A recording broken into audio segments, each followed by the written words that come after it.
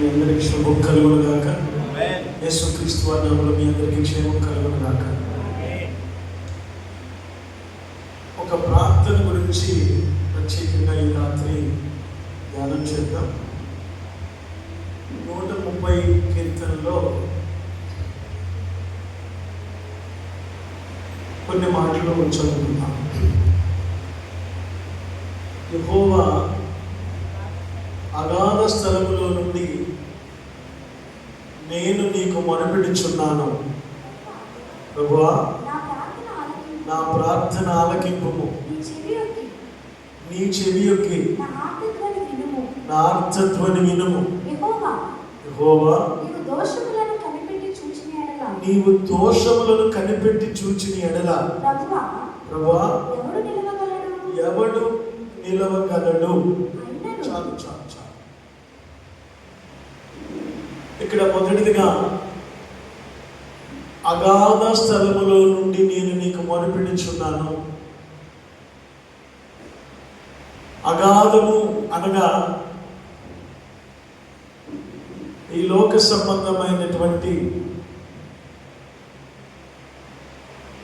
కొన్ని బలహీనతల్లో మనిషి నలిగిపోవటం, ఈ లోక సంబంధమైనటువంటి వాటిలో ప్రతి విధమైనటువంటి బలహీనతలు ఉండి మేమేమో అగాధములో ఉన్నాము, నీవేమో సమీపించరాని తేజస్సులోనూ ఉన్నావు. సమీపించరాని తేజస్సులో ఆయన ఉన్నాడు. కీర్తనాకాడేమో నేను అగాధంలో ఉన్నాను అన్నాడు. మనం అప్పుడప్పుడు మాట్లాడుతూ ఏమంటామంటే ఆయన వాళ్ళు పెద్ద అగాధాల్లో ఉన్నారండి. అది అప్పులు అవ్వచ్చు, అది అన్నదమ్ముల మధ్య సమస్య అయి ఉండొచ్చు, సమాధానం లేని పరిస్థితి అయి ఉండొచ్చు, అన్నీ ఉన్న సమాధానం లేకుండా పరిస్థితులు అయి ఉండొచ్చు.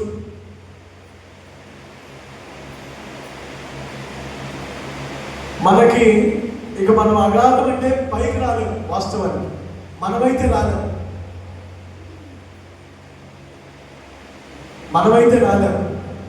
కానీ మనల్ని పైకి తీసే ఆయన ఒక ఆయన ఉన్నాడు. ఆయన గమనిస్తాడు మనల్ని. ఆయన గమనించి ఎక్కడ ఉన్నామో ఆ స్థితి నుంచి తీసుకొని వచ్చేస్తాడు. మనకి ఏ ఆపద వచ్చినా ఆపద నుంచి తీసుకొని వచ్చేస్తాడు. లేకపోతే ఇన్ని సమస్యల నుంచి మనం బయటికి రాలేము. మనల్ని కానీ మనం నమ్ముకున్న దేవుడు మనల్ని పైకి తీగిపోతే ఇన్ని సమస్యల నుంచి మనం బయటికి రాలేము.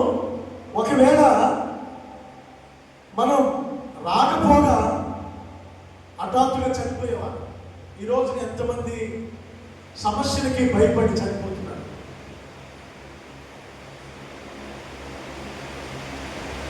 బాధలకి భయపడి చనిపోతున్నారు.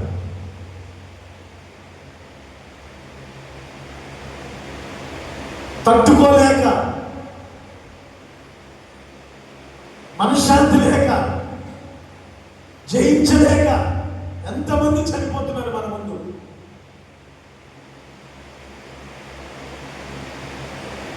వాళ్ళకి డబ్బులు ఉన్నాయి, అన్నీ ఉన్నాయి, కానీ మనశ్శాంతి లేక చాలా మంది చనిపోతున్నారు. అనారోగ్య కారణంగా అతనికి 4 కోట్ల రూపాయలు ఆరోగ్యం సహకరించట్ల, తినడానికి తినలేకపోతున్నాడు. అతని పేరే 400 కోట్ల రూపాయలు. తినడానికి తెలియదు. ఒక లెటర్ రాశాడు, చచ్చిపోవడానికి ఎవరు కారణం కాదు, నా ఆరోగ్యమే బాగోట్లేదని రాసి లెటర్ రాసి వేసుకుంటే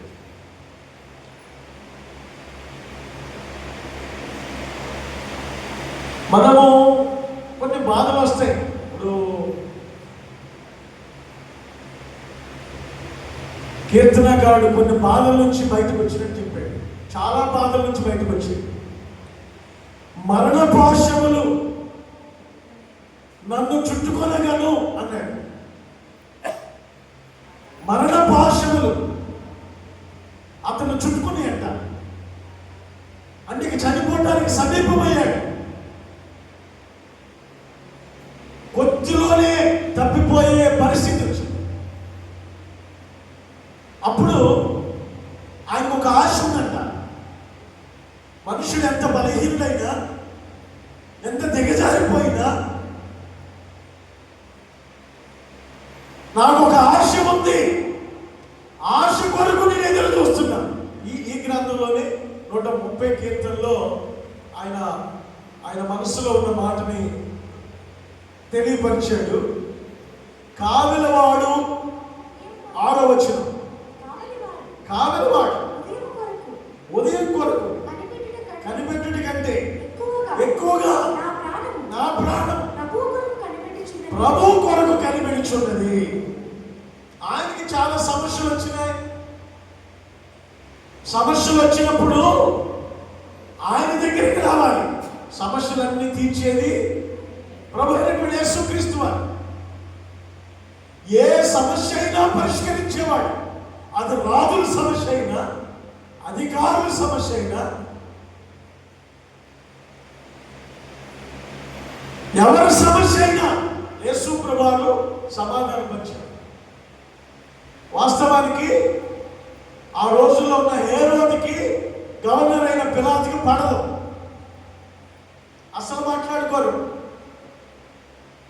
పచ్చి కట్టేస్తే బగ్గుమంటది ఒక సామెత ఉందే, అంత సామెత వాళ్ళిద్దరికి. కానీ యేసు ప్రభువు వాళ్ళిద్దరి మధ్యలో సమాధానం కలుగు చేశాడు. చెప్పండి కొట్టండి గట్టిగా. వాళ్ళు ప్రభువు నమ్ముకున్న వాళ్ళు కాదు. ప్రభు వాళ్ళు ఉంటున్న నివాసములో అడుగు పెట్టాడు కనుక వాళ్ళకి సమాధానం వచ్చింది. చెప్పండి కొట్టాలి గట్టిగా. దేవునికి స్తోత్రం. అందుకని కీర్తనకారుడు అంటాడు, నన్ను గమనించినావా, నన్ను నడిపించినావా, మరణ ఛాయలో మెరిసిన నీ ప్రేమ, నలిగిన బ్రతుకున కురిసిన నీ కృప, నన్ను బలపరచెనయ్యా, నిన్ను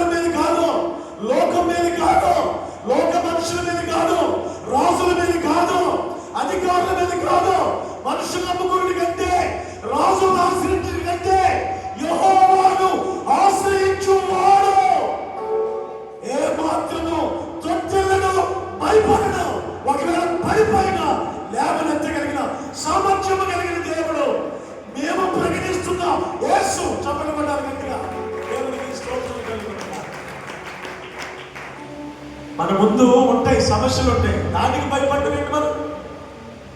ఈ మహనీయుడు కీర్తనాకారుడి ముందు 3 సమస్యలు వచ్చినాయి. ఇతడు రాజు అయినప్పటికీ రాజు తట్టుకోలేని సమస్యలు వచ్చినాయి. ప్రపంచాన్ని గలగల్లాడించిన హిట్లర్ కూడా తన జీవితం గురించి ఎరక్తముంది తన తుపాకీతో తన కాల్చుకున్నాడు. తన ప్రాణమును ఏ విధంగా రక్షించుకోవాలో తనకి తెలియలేదు. ప్రపంచంలో పేరుంది, ఖ్యాతి ఉంది, ప్రపంచ చక్రవర్తి అనుకున్నాడు. కానీ తిరిగి పొందలాగా తన తుపాకీతో తానే తన ప్రాణాన్ని తీసేసుకున్నాడు. అయితే రాజులకు వచ్చే సమస్యలు, రాజుల్ని ఏలేవాడి దగ్గరికి వెళ్ళాలి. ఆ ఏలేవాడే మేము ప్రకటిస్తున్నా యేసు. చప్పట్లు కొట్టండి గట్టిగా. రాజు దగ్గరికి కొన్ని సమస్యలు వచ్చినాయి.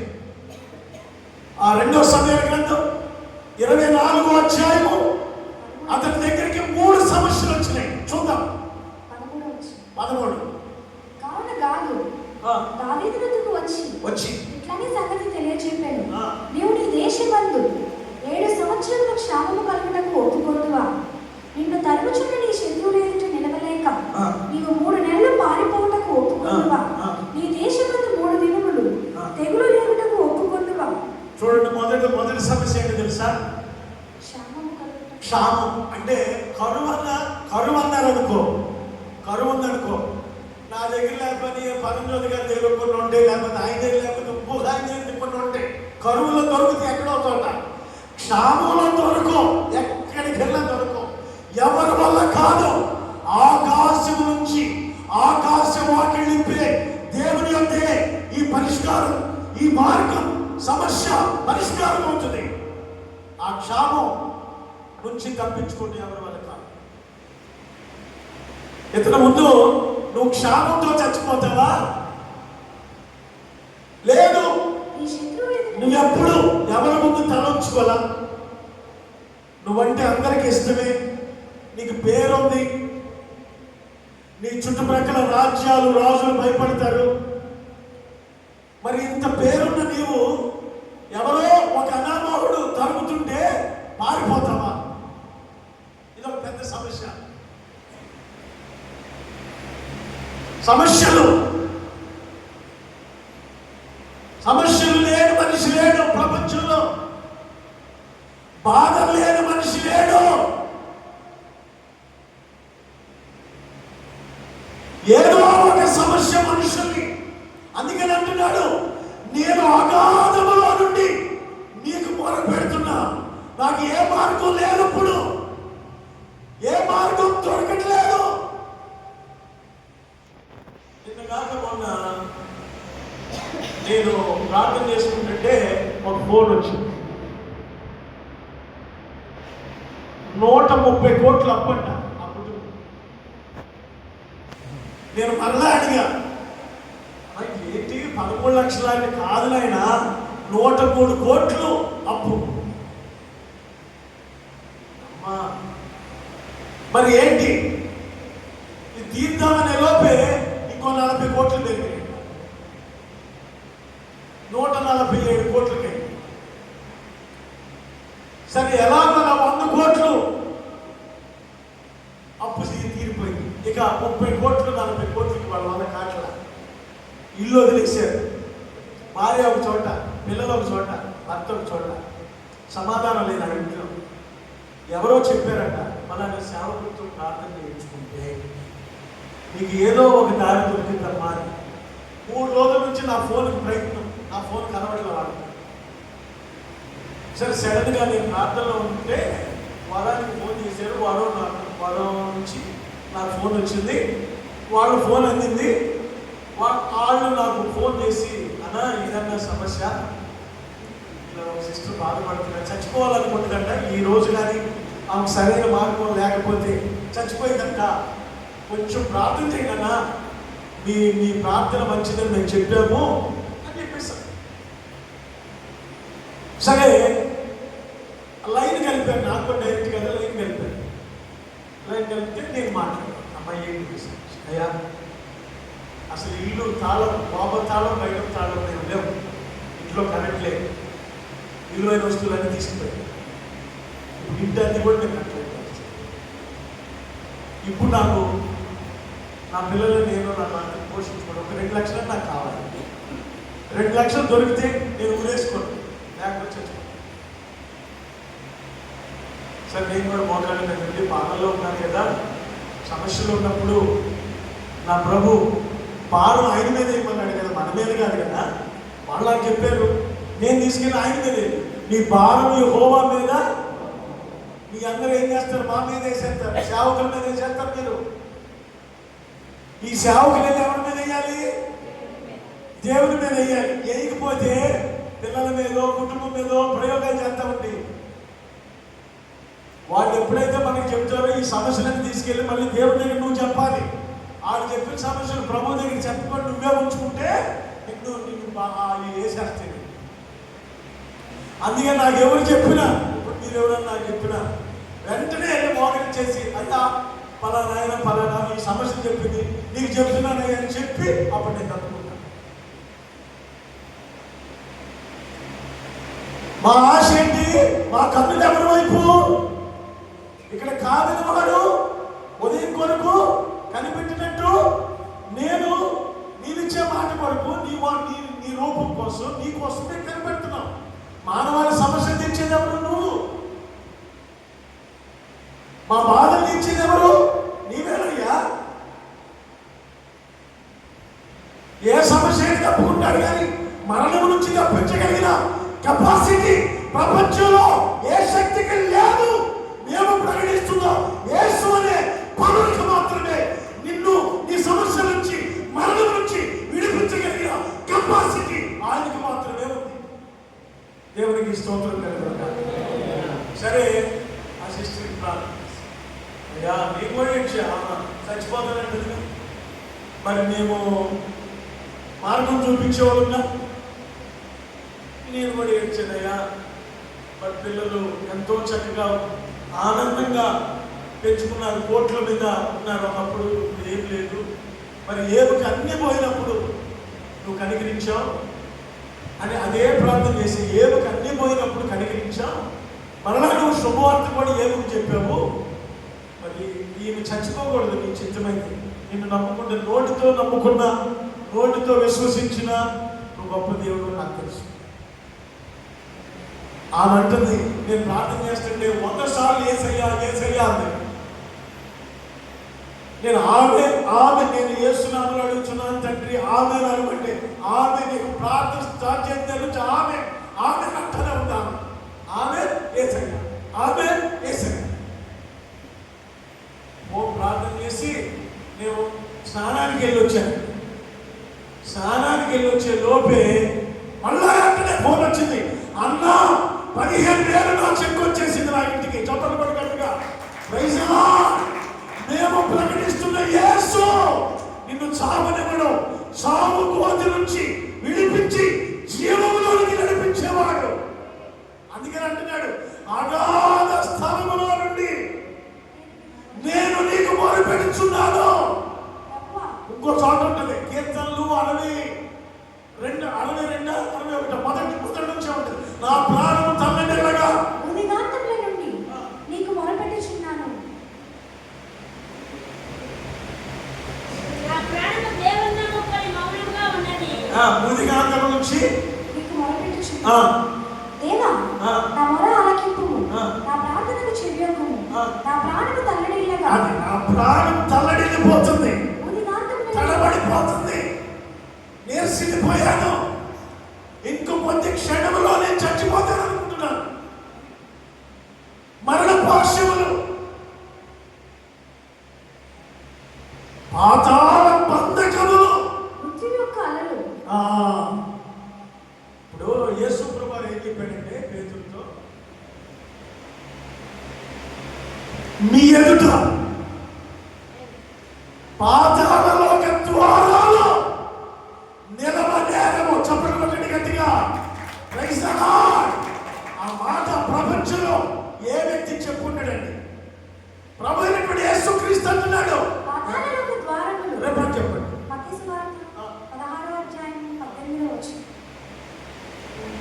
మరియు నీవు పేతురువు, ఈ బండ మీద నా సంఘమును కట్టుదును. మత్తయి సువార్త 16వ అధ్యాయం 16 18వ వచనం. మరియు నీవు పేతురువు, ఈ బండ మీద నా సంఘమును కట్టుదును. ఈ బండ మీద నా సంఘమును కట్టుదును. క్రీస్తు అనే బండది, ఆ బండ మీద సంఘం కట్టబడుతుంది. పాతాళలోక ద్వారములు. పాతాళలోక ద్వారములు. నా ఎదుట నిలవనే. yes ప్రపంచములో ఈ మాట చెప్పింది ప్రభువైన యేసుక్రీస్తు మాట. పాతాళం ఒకటి ఉంది. పాతాళం ఈ బండ మీద నిలబడినోడిని, క్రీస్తు అనే బండ మీద నిలబడినోడిని, క్రీస్తుని విశ్వసించిన వాడిని, తల్లి గర్భములో నుండి వచ్చిన నీవు కళ్ళు తెరిచావు, ఒక లోకాన్ని చూసావు, మళ్ళీ కళ్ళు మూస్తావు, మరొక లోకానికి వెళ్తావు. అక్కడ పాతాళం ఉంది. ఆ పాతాళం పాపం చేసిన వాడు, పాపము నుంచి విడుదల పొంది పాప క్షమాపణ పొందిన వాడిని, యేసు రక్తంతో కడగబడిన వాడిని ఆ పాతాళ లోకం చూసి దండం పెట్టేస్తుంది. చప్పట్లు కొట్టి గట్టిగా ప్రైజ్ ది లార్డ్. దేవునికి స్తోత్రం కలుగును గాక. అందుకనేనండి ప్రభువైన యేసుక్రీస్తు వారి మాట కోసం ఈయన అంటున్నాడు, నేను ఆశ కలిగి నా ప్రాణం ప్రభు కొరకు కనిపించున్నది, కావిలి వాడు ఉదయం కొరకు కనిపించుట కంటే ఎక్కువగా నా ప్రాణం కనిపించున్నది. దావీదుకు ఒకటండి, వెండి బంగారాలు వచ్చినా, ఆస్తుపాస్తులు వచ్చినా, పేరు ఖ్యాతులు వచ్చినా, సమస్తం వచ్చినా, ఆయన మాత్రం అనేది ఏంటంటే, నీకు ఒక అతను బాగా సంపన్న స్థితిలోకి వచ్చిన తర్వాత నా ప్రాణమా తిను అని అంటున్నాడు. నా ప్రాణమా తిను, బాగా బాగా తిను అంటున్నాడు. ఆ తర్వాత ప్రాణముతో ఒక సువార్త 12. ఇతనికి దేవుడు సమృద్ధి ఇస్తే దేవుడు మర్చిపోయాడు. నేనే పండించా, నా జ్ఞానమే, నా ఆస్తి, నా గూఢంశ ఇవన్నీ, వేద కోట్లన్నీ నాయే, ఈ నెల నుంచి ఆ నెల దాకా నా ఎకరాలే. అతిశయాన్ని రైతు అవ్వచ్చు, పెద్ద వ్యవసాయదారు కూడా అవ్వచ్చు, వ్యవసాయకుడు అవ్వచ్చు. దేవుడిచ్చిన పంటని, ఆ పంట నేను కాపాడిందా? ఏమన్నాడు? ప్రాణంతో అనేక సంవత్సరములకు విస్తారమైన ఆస్తి నీకు సమకూర్చబడింది. సుఖించుము. ఎట్లా సుఖిస్తాడండి? ఇప్పుడు ఏ తిన్న సుఖరే, ఏ తిన్న సుఖరే, అదే సుఖరే అంట. దక్షిణ భారతదేశంలో తినే తిండి పనికిరానప్పుడు, ఉత్తర భారతదేశంలో తిండి తినాలన్నప్పుడు మనం కుదిరింది. మనం దక్షిణాది సంబంధమైన భోజనమే కావాలి మనకి. ఉత్తరాది భోజనం మనకి ఎందుకండి? లెగిసిన కాదు చపాతీలు, పులకాలు, అసలు మన వంటకాలు అది భారతదేశంలో, సౌత్ ఇండియాలో ఇటువంటి సాంప్రదాయం ఉందా?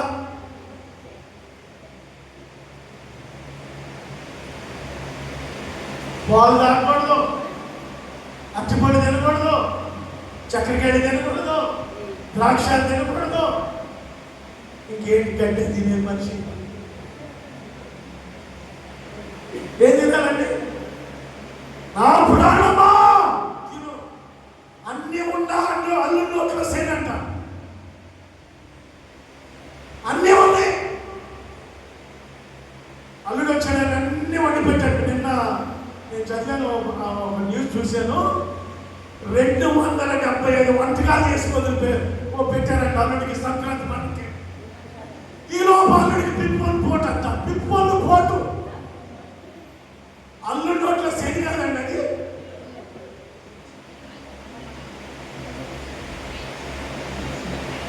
గొప్ప అయినప్పటికప్పుడే పాపం అబ్బాయికి సోర్తి వేగం తింటూ లేడు. నా ప్రాణమా ఏం చేస్తావు నువ్వు? అడ్డం తిరిగిపోయింది నీ వ్యవహారం. ప్రాణమా తిను. ఏం తింటాడు మనిషి? ఇందాక పొట్ట పెట్టేసిందంట. గ్యాస్ ట్రబుల్, అందరికీ gas ట్రబుల్లే.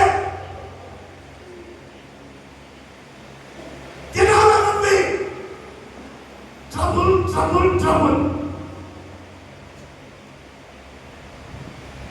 My trouble, our trouble, your trouble, all trouble.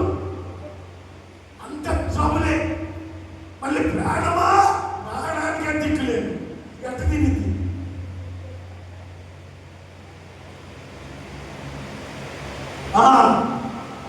మళ్ళీ తినమన్నాడు. తర్వాత ఏమన్నాడు? సొగరులాసు తాగేది. అబ్బాయి తాగేది ఒక్కటి వరుసు ఉండదు, అన్ని సొగరులేస్తాయి. నిమ్మకాయ నీళ్ళలో షుగర్ ఉండదు, ఉప్పు షుగర్ ఉండకూడదు, తినకూడదు. ఎవడు షుగర్ తినేస్తుంది. మనిషి బతికుండగానే కాళ్ళు ఎండిపోతున్నాయి, కళ్ళు ఎండిపోతున్నాయి, అవయవాలు ఎండిపోతున్నాయి. ఒక అబద్ధ గ్రంథంలో ఎక్కడ ఉంది, దేవునికి విరుద్ధంగా నడిస్తే ఉన్న పాటే కళ్ళు ఎండిపోతాయంట. లోపలే లోపలే కుళ్ళిపోతాయంటండి. ఒకసారి ఆమోస్ గ్రంథం అండి, ఒకసారి చదవండి.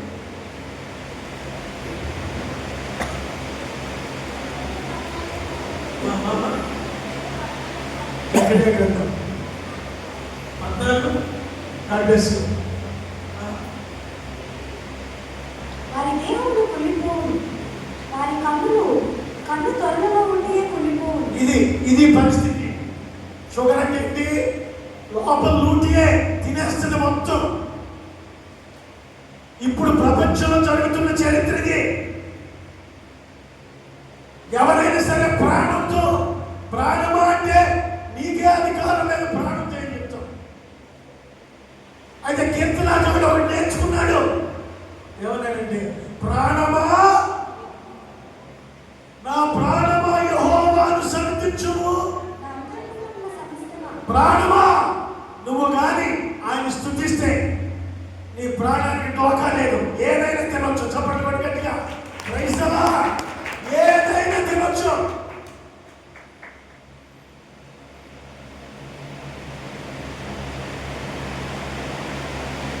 నా ప్రాణమా యెహోవాను సన్నిధించుము. అంతరంగములో ఉన్న సమస్తం, మనసు, తలంపులు, ఊహలు, ఆత్మ ఆయన స్తుతించు. ఆత్మకు ఆరోగ్యం, తలంపులకు ఆరోగ్యం, ఊహలు చెడిపోవు, బాగుపడే ఊహలు, బాగుపడే ఆలోచన, కళ్ళు, నీ దేహం. నీ కన్ను వెలుగైతే నీ దేహం అంతా వెలుగుమయమై ఉంటుంది. నీ కన్ను చెడిపోతే నీ దేహం అంతా చీకటిమయమై ఉంటుంది. చీకటిమయమై ఉంటే కళ్ళు రొట్టెలోనే ఎండిపోతాయి. మనిషి చీకటైతేనే ఎండిపోయేది. ఉన్న పాటనే చెయ్యి తీసేస్తున్నారు, మోకాళ్ళు తీసేస్తున్నారు, కాళ్ళు తీసేస్తున్నారు. నీవు మోకాళ్ళ మీద ప్రార్థన చేస్తే ఆయన అంటున్నాడు, ప్రాణమా, నా ప్రాణమా, నా అంతరంగముల సమస్తమా, ప్రాణము, ఆత్మ, శరీరము కలిసి మోకాళ్ళ మీద ప్రార్థన చేస్తే మోకాళ్ళు ఎవరు తీసేయడానికి అధికారం లేదు. చప్పట్లు గట్టిగా. చేతులు, సడలిన మోకాళ్ళు, వడిలిన చేతులు ఆయన వైపు చాపితే వడిలిపోయిన చెయ్యి కూడా బాగుపడిపోతే చప్పట్లు కొట్టాలి గట్టిగా. ఒక రాజు గర్వంతో ఒక సేవకుడిని కాదు పట్టుకోకపోతే చెయ్యి ఉండపాటునే ఎండిపోయింది. ఉండపాటునే క్యాన్సర్ లేకపోతే షుగర్ వచ్చేసింది, ఎండిపోయింది, చెయ్యి ఎండిపోయింది.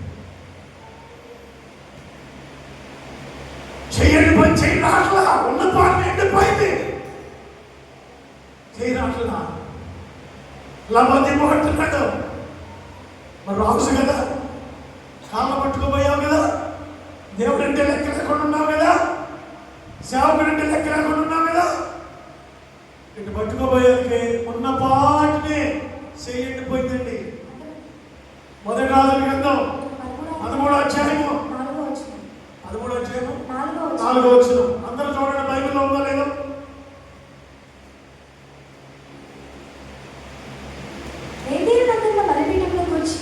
ఆ దైవజనుడు ప్రకటించిన మాట రాజైన యెరొబాము విని బలిపీఠం మీద నుంచి తన చెయ్యి చాపి వారిని పట్టుకోమని చెప్పగా అతను చాపిన చెయ్యి ఎండిపోయింది. చూడండి, ఉన్న పాటినే కళ్ళు ఎండిపోతాయి, చేతులు ఎండిపోతాయి, నోరు ఎండిపోతాయి, ఏదైనా ఎండిపోతాయి. దేవుని వ్యతిరేకి.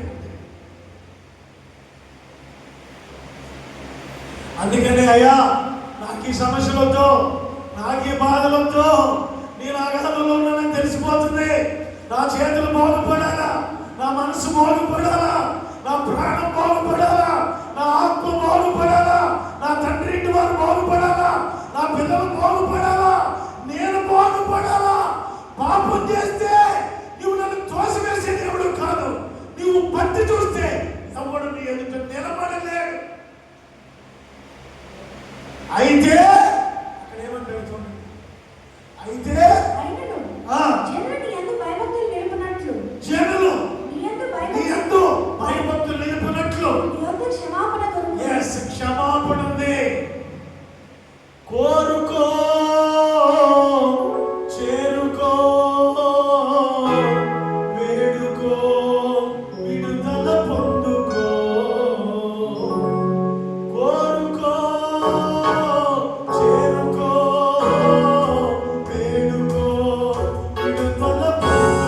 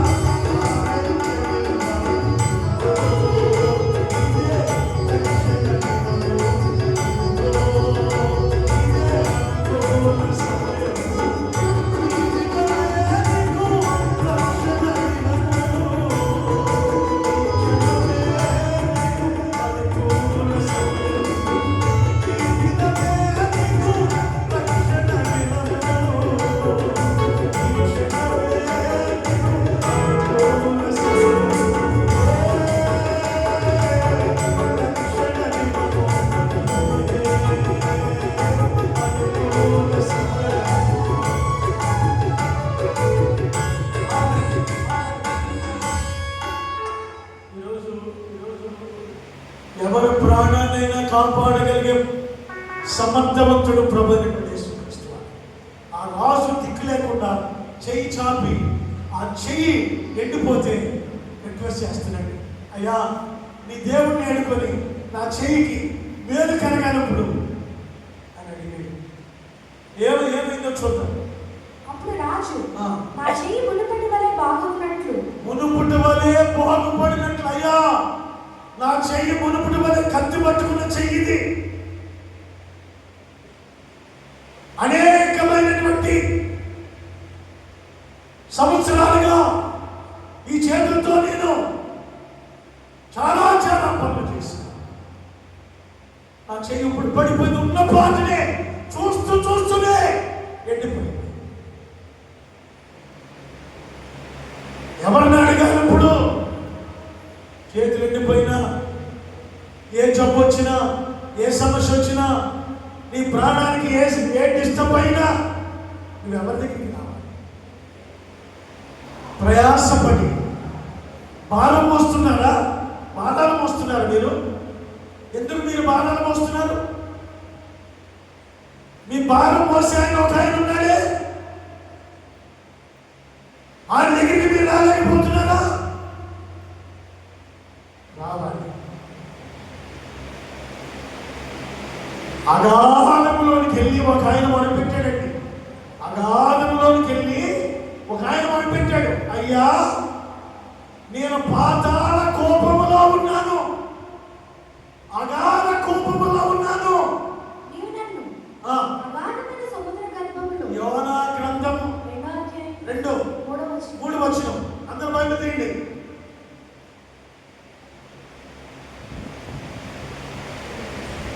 అగాధమైన సముద్ర గర్భములో పడవేసి ఉన్నావు. పడేసి ప్రవాహములు నన్ను చుట్టుకొని ఉన్నవి. ఏం చుట్టుకొని ఉన్నవి? ప్రవాహములు నన్ను చుట్టుకొని ఉన్నవి. నీ తరంగములను నీ కరులను నన్ను కప్పి ఉన్నవి. నీ సన్నిధిలో నుండి నేను వెనుదీయబడినను. నీ పరిశుద్ధాలయం తట్టు మళ్ళా నీ యొక్క క్షమాపణ ఉంది. చెప్పడం గట్టిగా, నేను అగాధంలోనికి వెళ్ళిపోయా, నేను పడిపోయా, నేను లోకంలోనికి చాలా నీకు విరుద్ధంగా వెళ్ళిపోయా. ఎక్కడ వరకు వెళ్ళానంటే పాతాళం వరకు వచ్చేసా. ఒక విధంగా చెప్తే యోనా చచ్చిపోయి ఉంటాడు నాకు తెలిసి. పాతాళంలోకి వెళ్ళిపోయాడు. వెళ్ళిపోయినోడిని పాతాళంలోనికి పంపించినోడిని బయటికి తీయగలిగిన కెపాసిటీ మేము ప్రకటిస్తున్నాం. యేసులో ఉంది. చెప్పడం గట్టిగా హల్లెలూయా. yes, సమాధులే ఆయన క్యాక్ విని వణికిపోయాయి. అందుకని నేను అగాధములో నుండి మొదలుపెట్టుచున్నాను.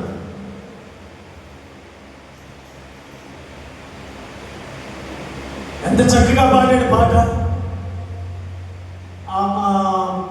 మరణపు తురులలో మరువక మొరలిడి, ఉన్నత దుర్గమై రక్షణ శృంగమై, యెహోవా నా బలమా, యథార్థమైనది నీ మార్గం, పరిపూర్ణమైనది నీ మార్గం.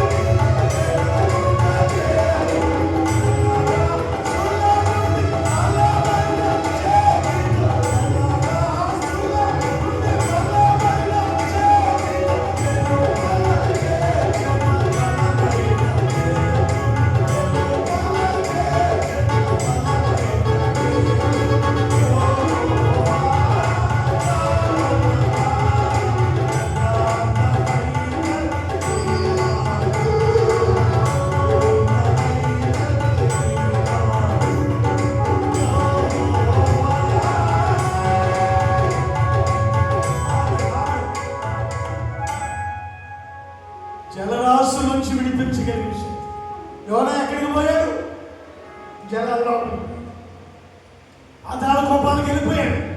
అక్కడి నుంచి జలరాశిలో నుండి ఆయన హస్తం తీసి నెలపల తెచ్చింది. చప్పట్లు కొట్టి గట్టిగా ప్రైజలా. అందుకని అయ్యా నీ అందు భయభక్తులు నిలిపినట్లు నీ అంత క్షమాపణ ఉంది, మేము అందుకే నీ దగ్గరికి వచ్చామని కీర్తన ప్రార్థన చేస్తాం. ఆ రాజు చెయ్యి ఎండిపోయిందండి. ఎండిపోగానే క్షమాపణ అడుగుతున్నాడు.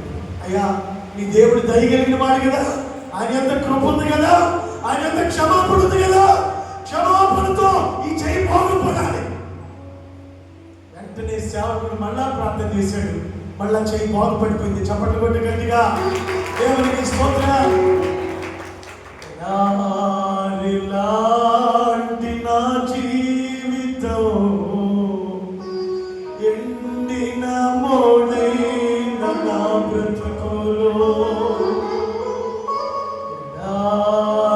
లాంటి నా జీవితం ఎండిన మోడైన నా బ్రతుకులో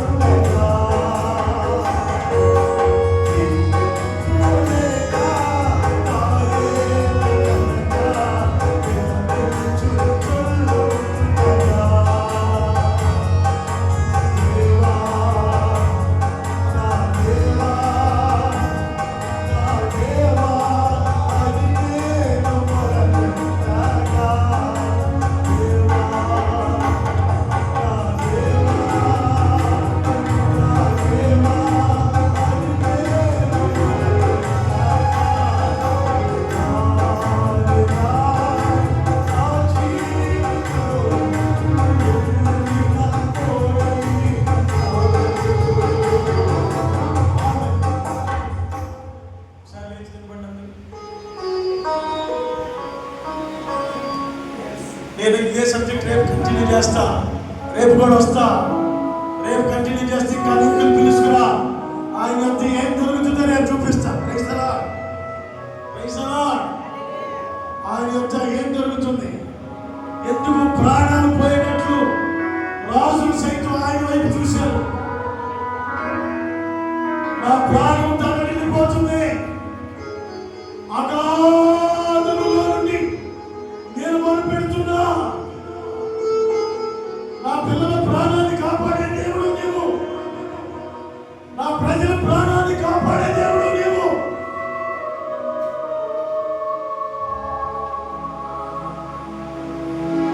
దాని మొదలుకొని దేశము వరకు నా ప్రజలందరూ క్షేమంగా ఉండడానికి కారకుడు నీవే.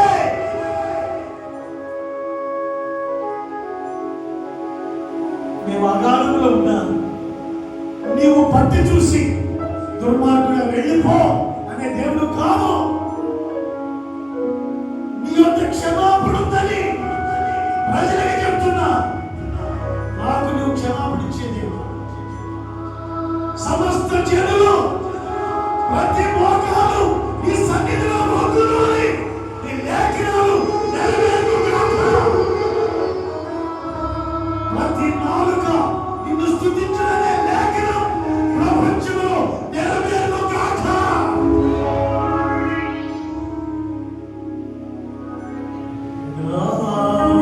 లాంటి నా జీవితం ఎండిన మోడైన నా బ్రతుకులో దిక్కులేక దారేమి కనక విలపించుచుండగా దేవా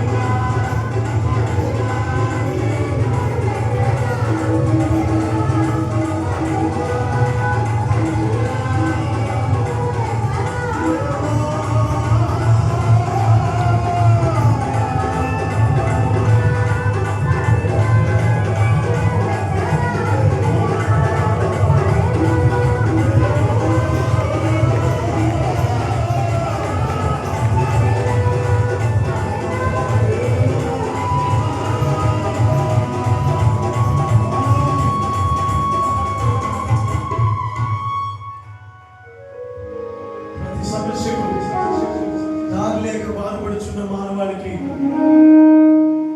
మన ముందున్న ప్రవక్తలు అంటున్నారు, ఆయన త్రోసివేసే దేవుడు కాదు,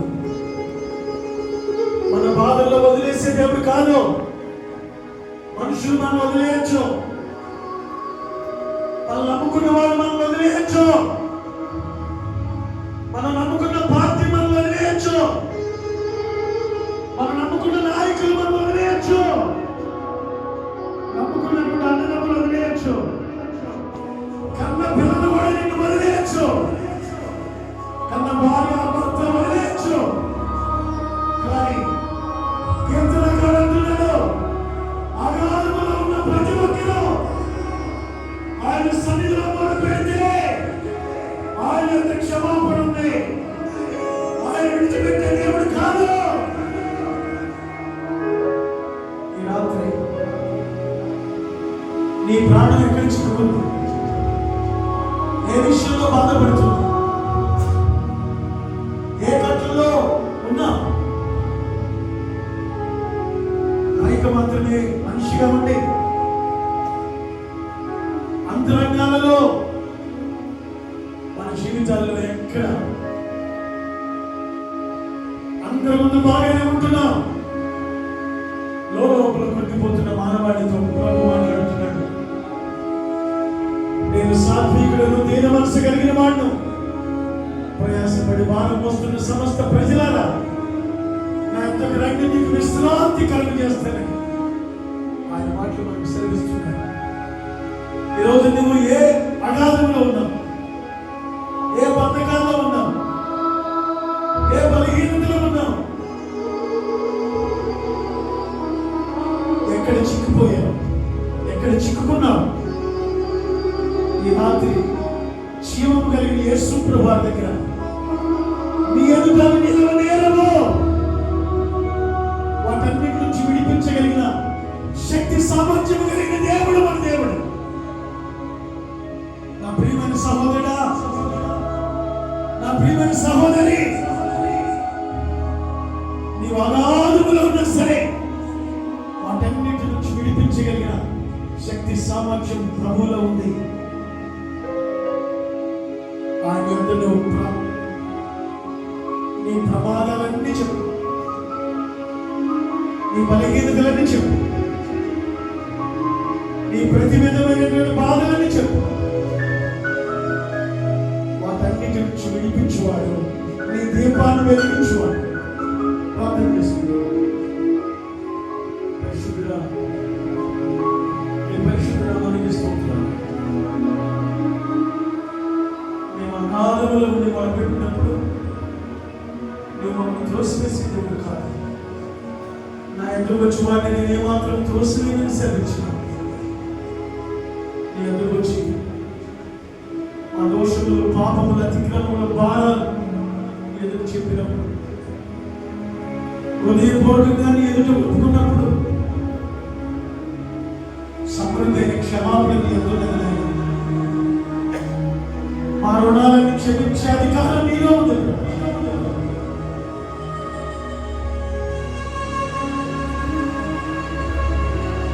మనిషి యొక్క పాపం క్షమించే అధికారం మనిషి కుమారులో ఉంది. రోగం తొలగిపోవటం అంత సులభమా? పాప క్షమాపణ కలిగితే సులభమా?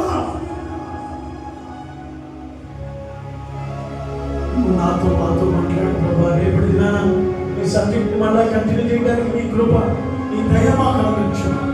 వాక్యమైన బిడ్డలందరినీ బలపరిచి నడిపించు. వారి ప్రతి సమస్య నుంచి విడిపించు. మా దోషములు, పాపములు, అతిక్రమములు క్షమించి ఈ శిలువ నూతన నిబంధన రక్తములో కడిగి, హిమము కంటే తెల్లగా కడిగి పవిత్రపరిచి మా పేర్లు జీవ గ్రంథాల్లో, గొర్రెపిల్ల జీవ గ్రంథాల్లో లిఖించి మీ రాజ్యానికి మమ్మల్ని ఇక్కడున్న ప్రజలు, సమస్త ఈ ప్రాంతం ప్రజలందరూ సిద్ధపరిచిన యేసు నామములో